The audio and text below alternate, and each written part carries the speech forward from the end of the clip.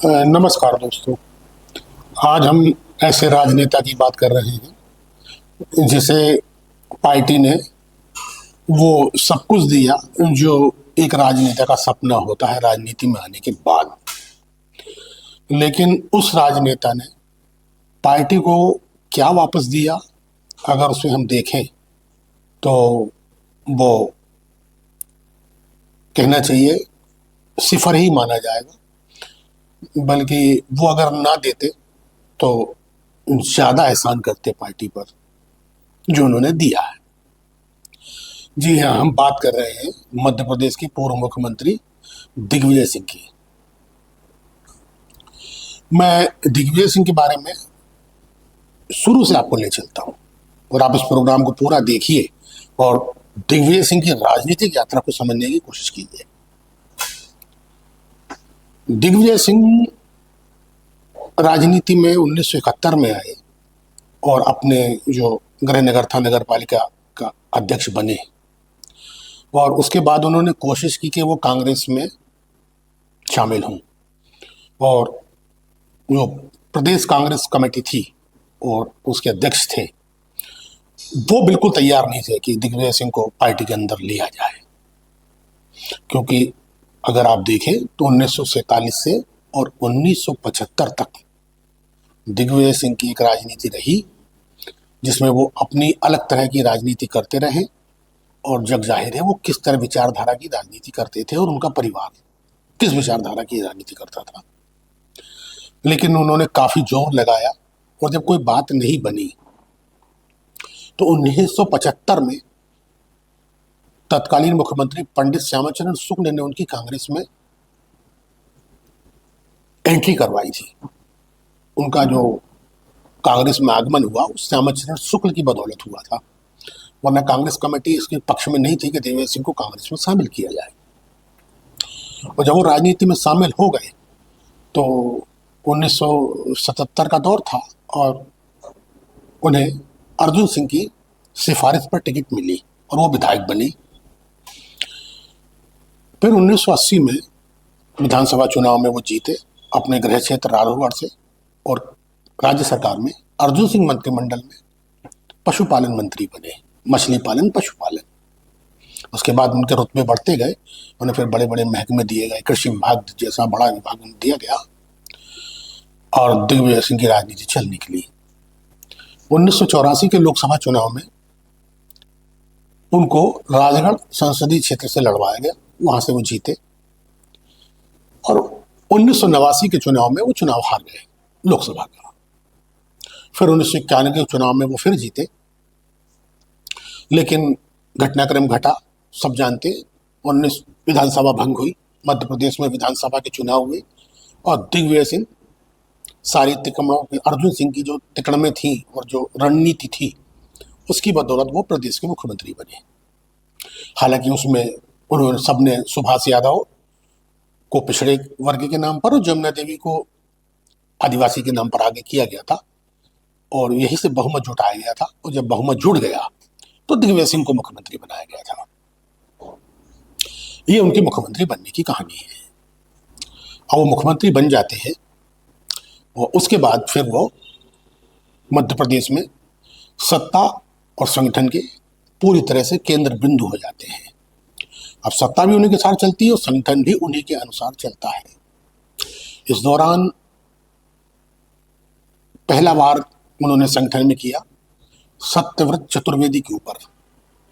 ये पूर्व सांसद, राज्यसभा लोकसभा सांसद विद्यावती चतुर्वेदी के बेटे हैं और विद्यावती चतुर्वेदी का इंदिरा गांधी से पारिवारिक संबंध रहा। पारिवारिक संबंध ऐसा रहा कि घर आना जाना था और शादी ब्याह में आना, आयोजनों में आना, घर में भोजन करने आना, विद्यावती जी का प्रधानमंत्री ऑफिस में भोजन करने जाना।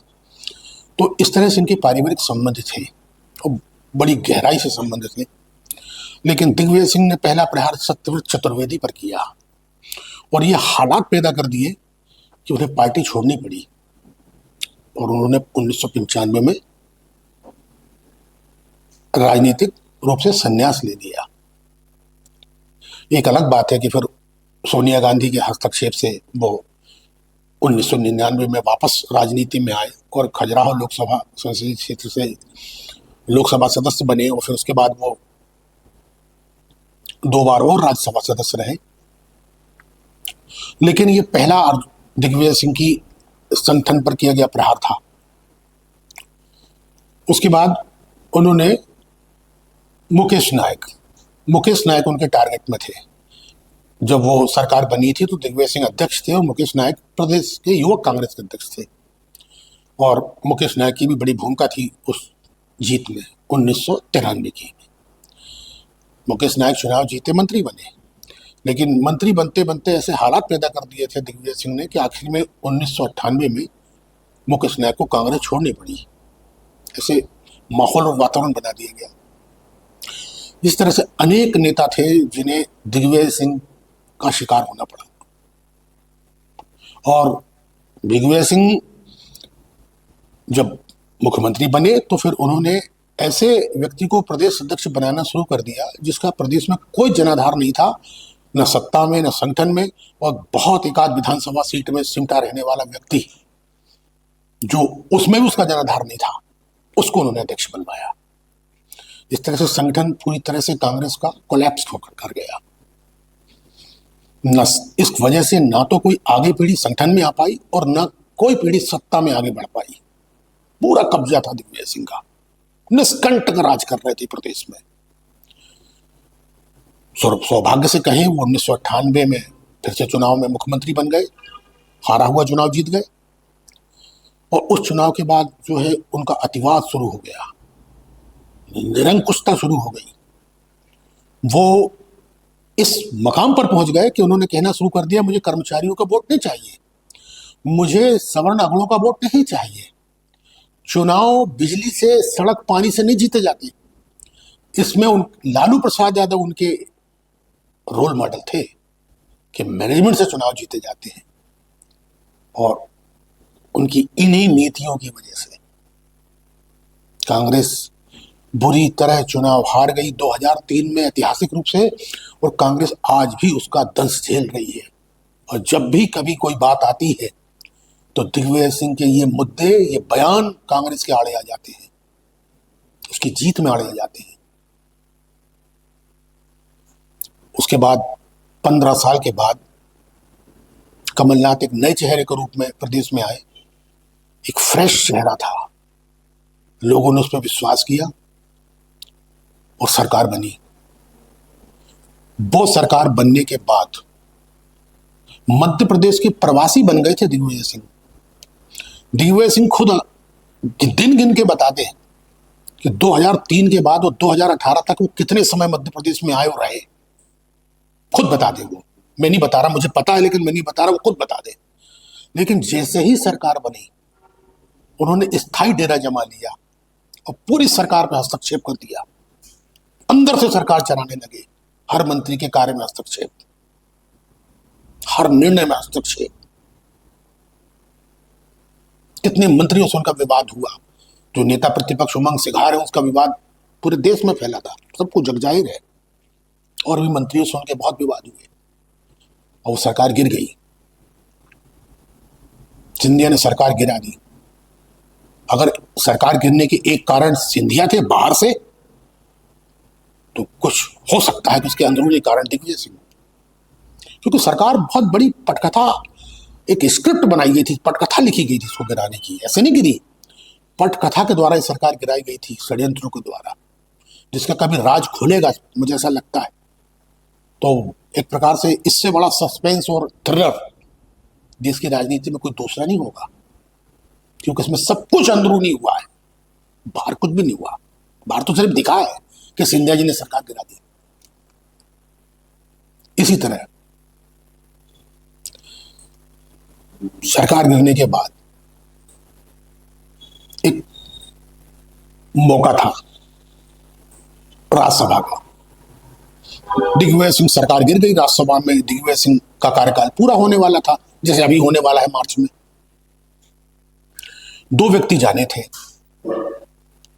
एक फूल सिंह बरैया और दिग्विजय सिंह। सरकार ने घोषित कर दिए नाम, मध्य प्रदेश कांग्रेस कमेटी ने।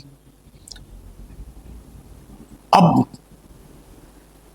अब एक ही व्यक्ति जाना था क्योंकि सरकार गिर गई, विधायक वहां चले गए भारतीय जनता पार्टी में, तो एक ही व्यक्ति का चुनाव होना था। तो दिग्विजय सिंह ने, एक दलित नेता फूल सिंह बरैया को वरीयता न देते हुए खुद वरीयता ले ली और पहले पायदान पर उन्होंने चुनाव लड़ा। स्वाभाविक था, एक सीट कांग्रेस को मिलनी थी, वो मिली और उन्होंने फिर से अपने 6 साल सुरक्षित कर लिए। उन्होंने कहा था जब वो 2003 में हारे कि मैं 10 साल तक सत्ता और संगठन में कोई पद नहीं लूंगा। सत्ता तो थी नहीं तो कहां से पद लेंगे, लेकिन संगठन था तो संगठन में उन्होंने भरपूर पद लिए। वो कांग्रेस के राष्ट्रीय महासचिव बने और असम, बिहार, उत्तर प्रदेश, अविभाजित आंध्र प्रदेश, गोवा, वहां के प्रभारी बने। और आप जानते हैं कि कांग्रेस में प्रभारी का क्या रुतबा होता है, कोई कहने की जरूरत नहीं है। और जहां जहां के प्रभारी बने वहां वहां कांग्रेस जो थी भी पहले, और इनके प्रभारी बनने के बाद क्या हुआ बताने की जरूरत नहीं है। थोड़ा आप लोग भी देखिए उसको कि जो जितनी आती थी और जो स्थिति थी उसके बाद क्या कांग्रेस की स्थिति हो गई। इसी तरह कांग्रेस नेतृत्व पर भारतीय जनता पार्टी द्वारा, चाहे वो माननीय प्रधानमंत्री करें, अमित शाह करें, और नीचे के जो नेता हैं वो करें, उनके संगठन के नेता हैं जो करें, कांग्रेस नेतृत्व पर जितना प्रहार इन नेताओं ने किया है, उन्होंने जितनी आलोचना कांग्रेस की है उससे ज्यादा कांग्रेस नेतृत्व पर प्रहार किया है। दिग्विजय सिंह ये बता दें कि उन्होंने अपने नेतृत्व का बचाव कब किया, कब ऐसे बयान दिए जहां लगता हो कि वो अपने नेतृत्व का बचाव कर रहे हैं। क्योंकि वो संगठन के कमजोर होने और अनुशासन की बात कर रहे थे अभी 2 दिन पहले। तो मेरा यही पूछना है कि जरा बताएं कि उन्होंने कब पार्टी का पक्ष रखा, नेतृत्व का बचाव किया। बहुमत में लोग कांग्रेस के नेतृत्व का बचाव नहीं करते। हजारों कांग्रेस के नेताओं को जो उच्च स्तर के हैं, प्रदेश और राष्ट्रीय स्तर के, वो कांग्रेस नेतृत्व का बचाव नहीं कर पाते। उसी तरह उनमें से दिग्विजय सिंह भी एक है। दिग्विजय सिंह भी एक व्यक्ति है, एक नेता है जो बचाव नहीं कर पाते कांग्रेस नेतृत्व का, न किया है उन्होंने। और यहां वो नेतृत्व को सलाह दे रहे हैं कि क्या करना चाहिए। उसके बाद दिग्विजय सिंह ने जितने भी कांग्रेस को बयान दिए 20 सालों में, वो कांग्रेस के लिए कहना चाहिए कि भस्मासुर की तरह साबित हुए। बनती हुई बात, बनती हुई माहौल उस क्षेत्र का बिगड़ जाता है। एक बयान देते ही है, क्या इतना ज्ञान नहीं है दिग्विजय सिंह को कि वो राजनीति में क्या कह रहे हैं तो उसका क्या परिणाम होगा। इतने ज्ञानी तो हैं इसमें, इससे तो कोई इनकार नहीं कर सकता। इतने ज्ञानी वो हैं, लेकिन वो बराबर अगर कहें तो हमेशा उन्होंने ऐसे बयान दिए हैं कि जिसमें कांग्रेस कमजोर हो। लोग, जनता मूर्ख है क्या? लोग सोचते हैं कि दिग्विजय सिंह ये सोचते हुए जनता कहेगी कि नहीं नहीं बहुत अच्छे बयान दिए हैं और इससे बड़ा फायदा होगा। जानते हैं, वो सब बोल चुके हैं वो अपना कि वो उनके बयान से क्या फर्क पड़ता है वो अच्छी तरह जानते हैं, लेकिन वो देते हैं। जिस व्यक्ति ने और जिस नेता ने मुख्यमंत्री रहते हुए मुख्यमंत्री निवास में आरएसएस के अधिवेशन में शामिल हुए नेताओं को अपने निवास पर भोज के लिए बुलाया हो, वो कहे कि मैं आरएसएस का घोर विरोधी हूं, ये बात कुछ समझ से परे है। ये दुर्भाग्य है कांग्रेस का कि नेतृत्व इस तरह की घटनाओं का, इस तरह की राजनीति का, इस तरह के बयानों का कोई संज्ञान नहीं लेता। अगर कांग्रेस ने इसी तरह की राजनीति बयानों का संज्ञान लेना शुरू कर दिया होता तो कांग्रेस की आज इतनी बुरी हालत न केवल मध्य प्रदेश बल्कि देश में भी कहीं नहीं होती। मध्य प्रदेश में वो संगठन में की मजबूत करने की बात कर रहे थे और अनुशासन की बात कर रहे थे। मध्य प्रदेश में कमलनाथ, दिग्विजय सिंह और जो भाजपा में शामिल हो गए सुरेश पचौरी, ये तीन बड़े नेता बचे थे अभी ये दशक की राजनीति में। राष्ट्रपति का चुनाव हुआ था, कांग्रेस ने अपना अधिकृत उम्मीदवार मीरा कुमार को बनाया था, लेकिन कांग्रेस के सारे आदिवासी विधायकों ने व्हिप का उल्लंघन करके द्रौपदी मुर्मू को टिकट दिया, वोट दिया था। किसी भी कांग्रेस नेता ने अनुशासन की बात की? ये विधायकों में इतनी हिम्मत थी कि नेताओं की सहमति के बगैर वोट कर दे कांग्रेस के हिप के खिलाफ, लेकिन उन्होंने वोट किया, कुछ नहीं हुआ। अपने प्रदेश में जो नेता कांग्रेस को मजबूत नहीं कर पा रहा, संगठन में अनुशासन नहीं बना पा रहा, और देश में अनुशासन की बात कर रहा है, यह हालत है। आज भी मध्य प्रदेश कांग्रेस का अनुशासन बिल्कुल तार तार है। लोगों को समझ में नहीं आ रहा कि कौन नेतृत्व कर रहा है, कौन नेता है हमारा और किस राह पर हमें चलना है। कांग्रेस में यह स्थिति है कि हर कोई सोचता कौन सा नेता कब भाजपा में शामिल हो जाएगा। जो आज यहां कसीदे कट रहा है पार्टी के और संघर्ष की बात कर रहा हो कब भाजपा में शामिल हो जाएगा। कौन सा अनुशासन है? कौन सी कांग्रेस को मजबूत बनाने की बात है? कांग्रेस ने दिग्विजय सिंह को वो सब कुछ दिया है जो एक राजनेता को का सपना होता है अपने जीवन में, लेकिन दिग्विजय सिंह दावे से बता दें कि उन्होंने कांग्रेस को क्या लौटा के दिया। प्रभारी के रूप में रहे केंद्र की राजनीति में या प्रदेश की राजनीति में, क्या लौटाया उन्होंने? कांग्रेस के साथ एक विडंबना है कि जब वो आती है तो उसे कोई नेता नहीं लाते, उसे जनता स्वयं लेके आती है। वरना नेता देख रहे हैं कि कौन नेता कितना मजबूत है।